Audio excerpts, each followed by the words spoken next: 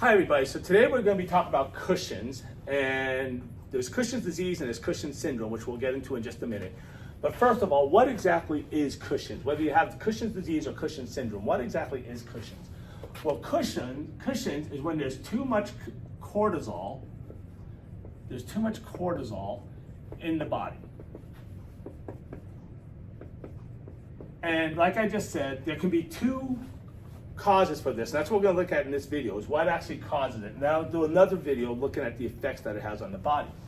So like I said, you can have Cushing's disease and you can have Cushing's syndrome. So before we get into these, what I want to do is I just want to talk about what happens normally in the body when it comes to cortisol. So let's go ahead and take a look at this. First thing I'm going to do is I'm going to draw my brain. And here's a brain. This is on someone who's facing that way and you're looking at it from the side. This is going to be the hypothalamus that's right here. So that's the hypothalamus. And in the hypothalamus, we're going to have a little area in here that we're going to call our paraventricular, let me see if I can find another green, ventricular nucleus. Then below this, we are going to have the pituitary gland. And in this case, we are more interested in the anterior pituitary gland. So here's my anterior pituitary gland.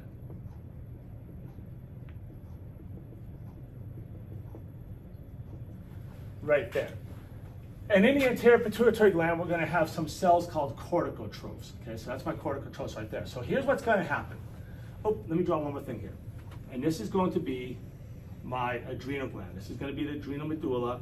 And if you remember, we had layers going around the outside. So we have three layers going around the cortex here. The outer part of the adrenal gland is called the adrenal cortex. The first layer, which is going to be between the red line and the black line, we're going to call our zona glomerulosa. Then we're going to have the biggest area in here, which we are going to call our zona fasciculata. Okay, and then we're going to have the smallest or small layer inside of here, which we're going to call the zona reticularis. So anyways, here's what's going to happen is in this zona fasciculata, this is going to be my zona fasciculata. This is where we're going to make cortisol. The cells in here make cortisol. So here's what's going to happen is normally if we get a decrease, in cortisol, what's going to happen is the hypothalamus is going to secrete something called corticotropin releasing hormone. I'm just going to write CRH for short. That's going to come from the paraventricular nucleus. So we get a decrease in cortisol, the hypothalamus makes the paraventricular nucleus secrete CRH. So what's going to happen now is that CRH is going to travel down the hypophyseal portal system and it's going to go to this corticotroph that's right here. This corticotroph is going to secrete something called ACTH, adrenal corticotropin hormone. It's going to secrete this ACTH. The ACTH is going to enter the bloodstream and it's going to come down to the zona fasciculata. When it gets to the zona fasciculata, it's going to cause the cells in here to secrete cortisol. So now we start increasing cortisol. And what happens as we increase cortisol? We start to get more cortisol in the blood. Well, eventually what happens is the cortisol goes up to the hypothalamus, and the hypothalamus senses there's enough cortisol, and what it's going to do now is it's going to decrease the amount of CRH. And because we decrease the amount of CRH, it's going to decrease the amount of ACTH. And because we decrease the amount of ACTH, we are going to decrease the amount of cortisol. Okay, it's a negative feedback. So anyways, once again, we get a decrease in cortisol, we get an increase in CRH, which increases ACTH, which increases cortisol. When we get an increase in cortisol, it tells the hypothalamus we get a decrease in CRH, a decrease in ACTH, and a decrease in cortisol. So that's the way it's supposed to work. So let's take a quick look now at Cushing's disease. So this is going to be Cushing's disease. And what happens in Cushing's disease is this, is most of the time what's going to happen is there's going to be a problem with the pituitary gland. So we're going to have a problem with the pituitary. And what happens is you get something called a pituitary adenoma. So there's my pituitary adenoma. Now, adenomas are tumors that are made up of glandular tissue. So because this is the pituitary gland, our adenoma is made up of pituitary tissue or pituitary cells. So and these are benign tumors, they're not going to spread, but these are benign tumors. What's going to happen is when we have this adenoma, is it's going to secrete ACTH. I no longer need this to make my cortisol because the adenoma is doing it. Now that ACTH is going to come down and it's going to stimulate these cells, which is going to increase the amount of cortisol.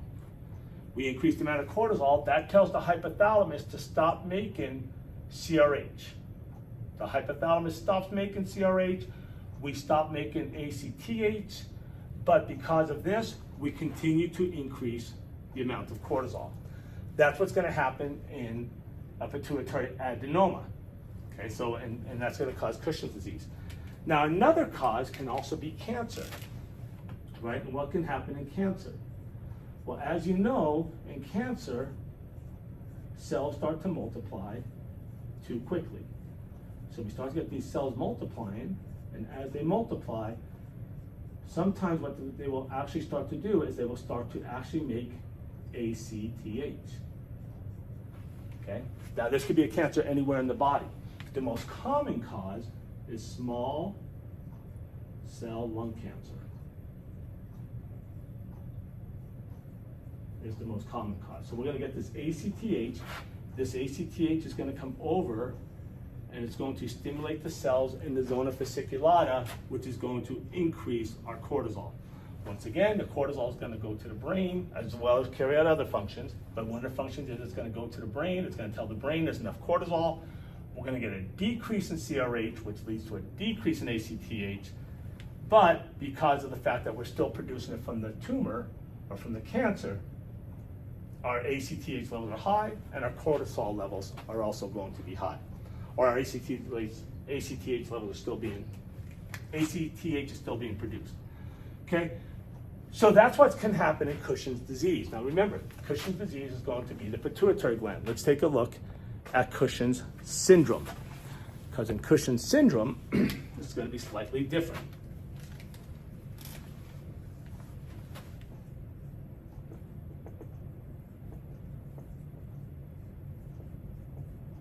And here's what's going to happen in Cushing's syndrome. I'm going to have the brain again. I'm going to have my hypothalamus.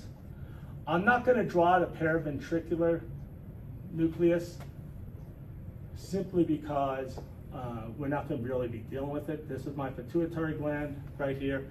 And then once again, I'm going to have my adrenal gland. Now, I'm also not going to draw all the layers again, but just realize we're dealing with the zona fasciculata. So here's what can happen in this case, in Cushing's syndrome. This has to do with the adrenal gland. Remember, in Cushing's disease, it had to do with the pituitary gland. So here's what's going to happen. I'm going to get an adenoma in here. I am going to get an adrenal. We get an adrenal adenoma.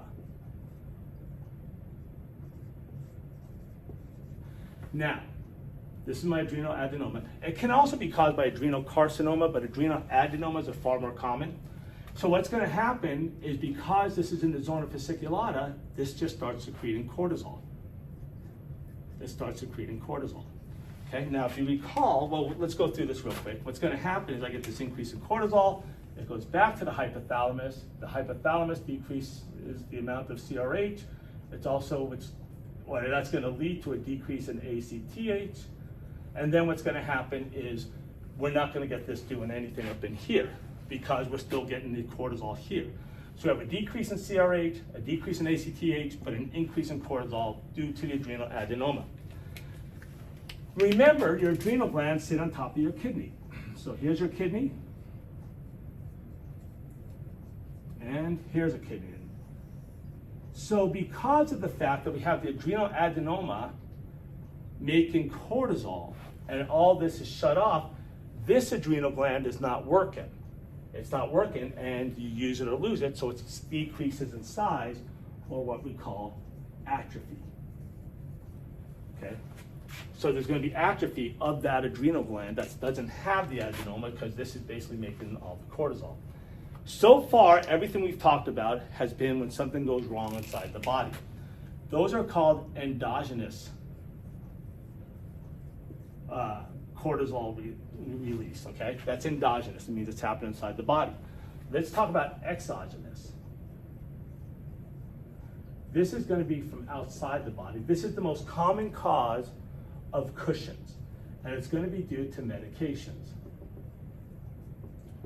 And one of the medications that it's going to be, well, it's going to be due to corticosteroids, but the most common one is going to be prednisone. Now, prednisone is a corticosteroid. And what happens is when people take prednisone for a long period of time, it starts to mimic, the body starts to think it's cortisol. So the body thinks you have enough cortisol, even though it's prednisone. Well, once again, this is going to go up to the hypothalamus. The hypothalamus is going to think there's enough cortisol. It's going to decrease the CRH. It's going to decrease the ACTH. And it's also not going to do anything with the adrenal glands, right? Because we're taking this and it thinks it's that, right? We're taking the prednisone and it thinks and the body thinks it has enough cortisol. So the adrenal glands are not going to be functioning. And so what's going to happen is we'll get bilateral atrophy of the adrenal glands. So whereas a adrenal adenoma, we get the increase in cortisol. The opposite one that doesn't have the adenoma, you get atrophy. When you're taking medications like prednisone, it's going to cause atrophy of both adrenal glands because of the fact that the body thinks it has enough cortisol. So that's it for Cushing's disease and Cushing's syndrome. In the next video, I'll be going over how these affect the body and how you get the symptoms when you have Cushing's. So thank you so much for watching, and we hope to see you next time. If you liked the video, please hit the like and subscribe button. And like I said, we hope to see you next time.